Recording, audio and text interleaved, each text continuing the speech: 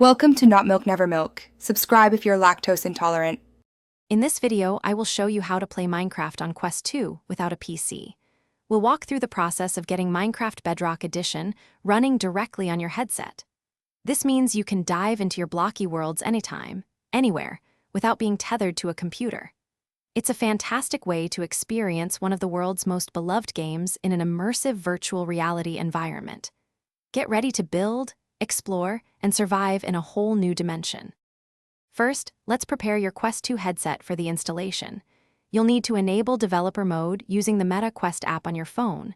This allows you to install applications from outside the official store. Next, within your headset settings, grant permission for installations from unknown sources. Finally, confirm you have at least 1 GB of free storage on your device for the game files. These steps are crucial for a smooth setup. Now, let's get the Minecraft game files. Using the browser inside your Quest 2, go to a reputable website that offers Android application package files. Search for the most recent stable version of Minecraft Bedrock Edition.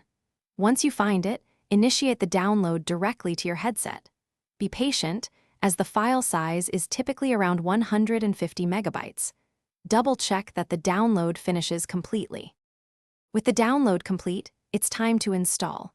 Open a File Manager application on your Quest 2, which you can usually find in your app library. Navigate to your Downloads folder and locate the Minecraft application package file. Tap on it to start the installation. Once installed, you can find and launch Minecraft from the Unknown Sources section of your app library. Now you're ready to explore, build, and enjoy Minecraft in virtual reality.